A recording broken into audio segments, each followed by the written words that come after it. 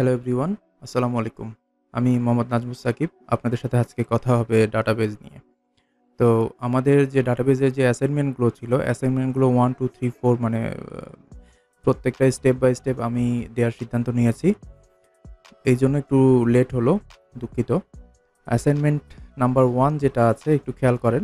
Assignment number 1 টা আমি এই ভিডিওতে দিব এবং ডে টু ডে প্রতিদিন একটা করে ভিডিও দেওয়ার চেষ্টা করব। নিজের নামে একটি ডাটাবেজ তৈরি করতে হবে।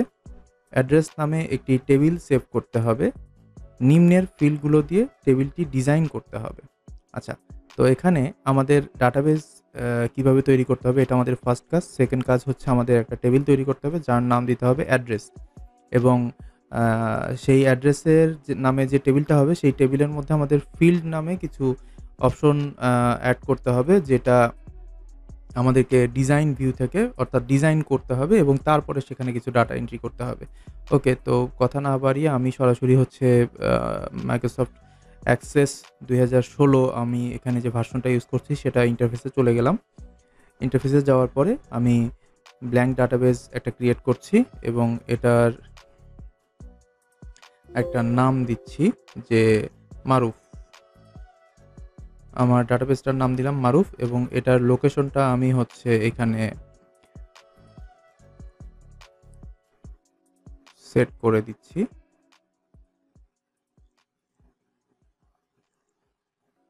অর্থাৎ কোথায় আমি ডাটাবেসটা সেভ করব সেই লোকেশনটা আমি ওই সফটওয়্যারকে দেখিয়ে দিলাম। খেয়াল করেন এটা আমার ডি মাইক্রোসফট এমএস অ্যাক্সেস নামে একটা ফোল্ডার আছে। এই ফোল্ডারের মধ্যে মারুফ অ্যাক্সেস ডিবি নামে একটা ফাইল ক্রিয়েট হবে। এই এখন আমি ক্রিয়েট করে দিলাম। এখন আমাদের খেয়াল করে দেখেন ডিফল্টভাবে আমাদের টেবিল 1 নামে একটা টেবিল চলে এসেছে।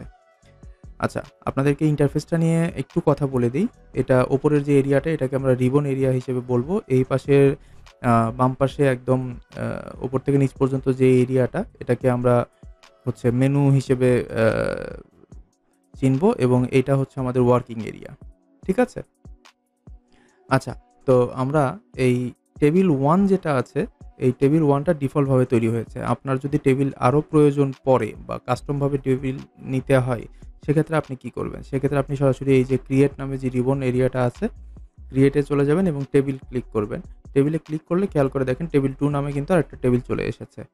তো আমরা টেবিল 1 এ যাচ্ছি। টেবিল 2 টা জাস্ট দেখানোর পারপাসে নিয়েছিলাম। এটাকে এখন আমরা ডিজাইন ভিউতে চলে যাব। ডিজাইন ভিউতে চলে গেলে আপনাদের মাথায় রাখতে হবে আমাদের কি লাগবে? আইডি, নাম, designation, date of birth, village, district. Okay, ঠিক আছে। তো আমি এখানে এটার ডিজাইন ভিউতে চলে যাচ্ছি। ডিজাইন ভিউতে চলে যেতে হলে আমাদেরকে টেবিলটা আগে সেভ করতে হবে। টেবিলটাকে আমাদের কি নামে সেভ করতে হবে বলা হয়েছে? অ্যাড্রেস নামে। অ্যাড্রেস নামে আমি টেবিলটা সেভ করলাম। এখন আইডি খেয়াল করে দেখেন এটা প্রাইমারি কি হিসেবে অলরেডি সিলেক্ট হয়ে আছে এবং অটো নাম্বার হিসেবে সিলেক্ট হয়ে আছে। অটো নাম্বারটা কি? এই নাম্বারটা অটোমেটিক জেনারেট হবে, সফটওয়্যার জেনারেটেড আর কি যেটা বলে থাকি আমরা। এটা হিউম্যান বা আমাদের ইন্টারাকশন করার এখানে কোনো সুযোগ থাকবে না। ওকে, এরপরে আছে আমার নেম। নেমটা শর্ট টেক্সটে দিয়ে দিলাম। এরপরে আছে ডেজিগনেশন। ডেজিগনেশন এটাও আমার শর্ট টেক্সট থাকবে। আচ্ছা, এখানে আরেকটা বিষয় একটু বলে নেই। এখানে আপনি প্রায় 14 ধরনের ডাটা টাইপ পাবেন। যে ডাটা টাইপগুলোর মধ্যে short text, long text, number, large number এবং আরও অনেকগুলো বিষয় আছে। এগুলো আমাদের ডে টু ডে যখন আমরা কাজ করব সেগুলো নিয়ে কথা হবে। আমি শর্ট টেক্সট নিয়ে একটু বলে রাখি। এটা 255টা ক্যারেক্টার পর্যন্ত সাপোর্ট করে। অর্থাৎ 255টা ক্যারেক্টারের উপরে যখন আপনাকে নিতে হবে তখন আপনাকে অবশ্যই শর্ট টেক্সটের বদলে লং টেক্সট যেটা আছে এটা সিলেক্ট করতে হবে।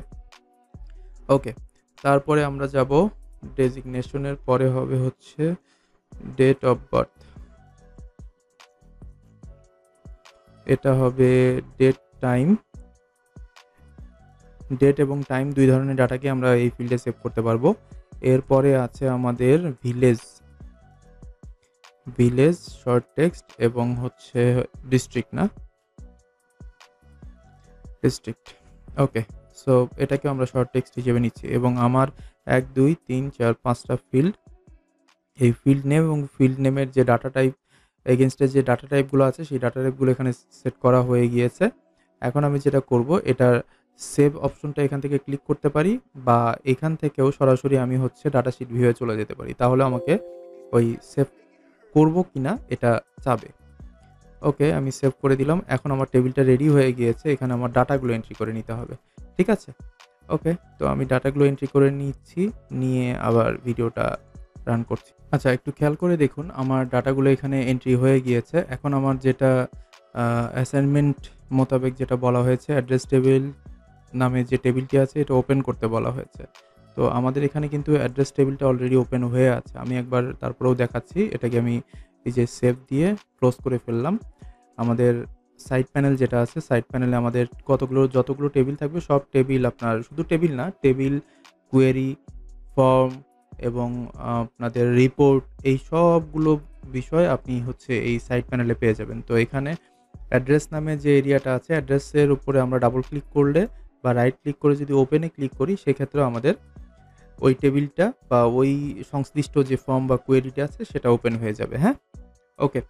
এরপরে আমাদেরকে বলা হয়েছে